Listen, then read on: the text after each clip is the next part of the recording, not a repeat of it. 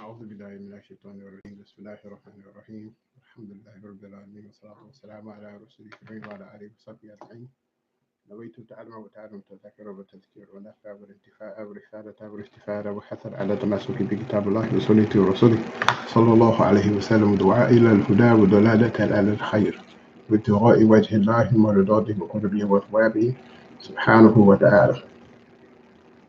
Alhamdulillah. All right, we're going to start with chapter 1. Imam Al-Haddad's two treatises, the Book of Mutual Reminding, be on page 6, inshallah. Chapter 1 talks about the meaning of taqwa. So he starts off, Imam Al-Ghazali said, taqwa in the Quran has three meanings. First is fear and a sense of awe. And what this is khashya. Some people think of taqwa as being scared, in the sense of like you're scared of a dog or a lion or something like that. This is not exactly what that means. The fear of Allah that they're talking about means that you have a mindfulness that keeps you in a state where you're always conscious of what you're doing, why you're doing it, and who you're doing it for. You're never in a state where you're not focused on what you're doing or why you're doing it. Keeps you focused. And the word that is using is khashya. It's not khawf. Khawf would be the type of fear where you'd be scared of something, fearful for your life, your health, things of that nature there. Khashya has a type of apprehension that also has a sense of awe attached to it. You recognize that you're dealing with Rabbul Alameen, and there's a sense of awe into the fact that your worship and your actions are being directed towards Him. So the person of taqwa, is always under the clear understanding that should be doing things to the best of their ability, and that's what they're always striving to do. So that's the first one, fear and a sense of awe, khashya. And actually there's a part of the surah, a part of an ayat, the surah Fatir, surah 35, where it says, إِنَّمَا يَخْشَى اللَّهُ مِنْ عِبَادِهِ الْعُلَمَاءِ. And that gives a clear understanding of the word khashya and what it means. And it's only from among His servants, or surely only from among His servants, those who rightfully fear Allah are the ulama, those people who have knowledge and understanding. So the second one is the second includes obedience and worship. So again, taqwa also means that you're obedient. You strive to do what it is that you're supposed to do at all times. You don't make excuses for yourself, but if an excuse comes up where you're unable to do something, then it may be a good thing for you to accept and use the rukhsa, the license, for you to not have to perform things in a particular manner. It's like if you're sick during Ramadan, in Ramadan right now, if you're sick and your sickness, your health is being affected to the point where it's a hardship for you to fast, there's a serious impediment to your fasting, then you have the ability to forego that day, get well, and then you make up the days after Ramadan. But at the same time, you're being obedient to the fact that you're doing what you're supposed to do. Because if your life or your health is in danger to the point where you may die or you may become seriously ill, then it's become an obligation for you to obey Allah and not fast at that time, and to take the license, take the rukhsah. So all of these things come into effect.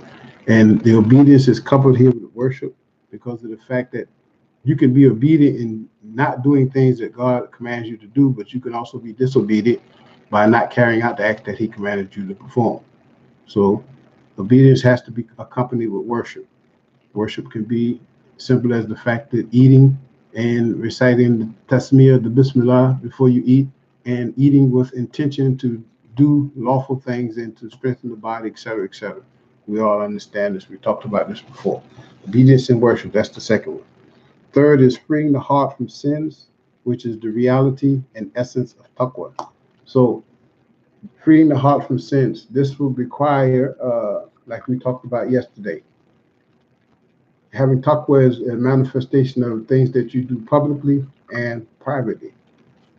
Freeing the heart from sins, being the essence and reality of taqwa, is the fact that you're working always constantly to make sure that you are not committing acts of sin, no matter what they are, no matter how insignificant they may seem or how big they may be, or what the circumstances are that would compel a person to believe that they would have to actually, or they should commit a sin. Okay, this could be any number of things. We all know all of the sins, we know the major and minor sins, and this means freeing the heart from sins, period. Okay, and focusing on being truthful to your covenant with the law, being of service to the creation, being obedient, remaining in worship, and carrying out good acts and refraining from sinful acts. And again, being this the reality and essence of taqwa, because of the fact that you're now being conscious of everything that you're doing at all times. Going back to the reality and the meaning of taqwa in the first place, being God conscious at all times. This is what that means. So Imam continues, in summary, taqwa is to guard oneself against the anger of Allah and His punishment by fulfilling His commandments and abstaining from what He has made prohibited. Okay, so the summation of this is taqwa. It means to guard yourself against the anger of Allah, being mindful, conscious of what you're doing, why you're doing it, how you're doing it. Is it appropriate time to do it? Sometimes we may want to do certain things that may be lawful, it may be ordered for us to do, but it might not be the right time to do it. You can't pray Zuhr an hour before it comes in. Can't do it. You may want to do it, and you may think that you're doing something good by carrying out the act of prayer, but the prayer time isn't in for that prayer. So you praying this prayer an hour before it comes in is absolutely no benefit to you. It's actually a form of disobedience, and again, you're not being God conscious. You're being foolish at that time. So, and guarding yourself against Allah's anger by engaging in things that you know angers Him. Disbelief, creating corruption, fitna, fasad in the earth, taking the rights of other people and not respecting their rights and their humanity. Any number of things that you can think of. Not fasting when you're supposed to fast, not praying when you're supposed to pray, staying away from adultery and fornication. All of these things here. Not drinking, taking drugs, and doing things that you know Allah and His Rasul sallallahu alaihi wasallam have commanded us not to do. This means guarding yourself against Allah's anger and His punishment by fulfilling His commands and abstaining from what He has made prohibited. All of that is encompassed in that statement there again. So the Imam continues, the reality of taqwa is that your Lord never sees you where He has forbidden you to be. So a lot of us have these mistaken understandings. I know a few people that think this, that, okay, you can go to clubs and bars with your friends just because you don't drink. No, that don't work like that. You've been commanded to stay away from places where wine and alcohol and other drugs and things of that nature there, where there's inappropriate mixing between the opposite sexes, all of these types of things, all types of corruption and facade are going on. You've been commanded to stay away from these places.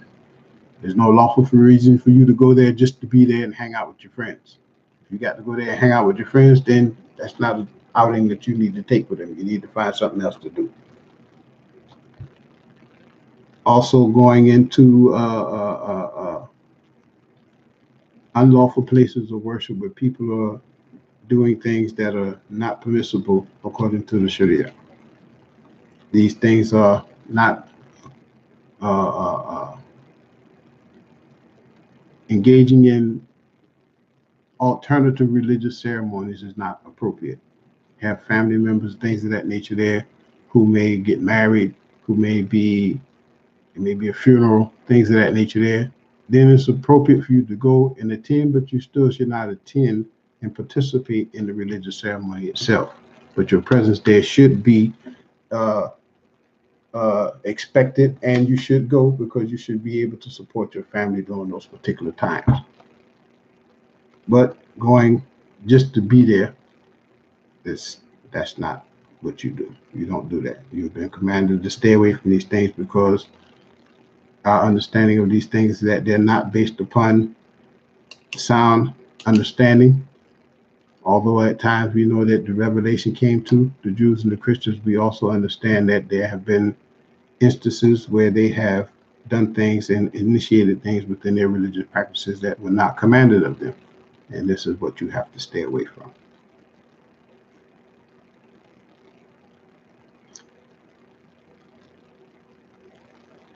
And the Imam ends the book, ends this particular chapter right there. He says, Assalamu alaikum. So that would be the lesson for today. This was a short chapter. Tomorrow's chapter will be a little longer. Some of the other chapters that may be of moderate length, we'll be able to do 2 a day sometimes, inshallah. So anybody got questions, put them in the chat. I'll answer them before the day is over, inshallah. سبحانك اللهم وبحمدك أشهد أن لا إله إلا أنت أستغفرك وأتوب إليك. السلام عليكم ورحمة الله تعالى وبركاته. رمضان مبارك.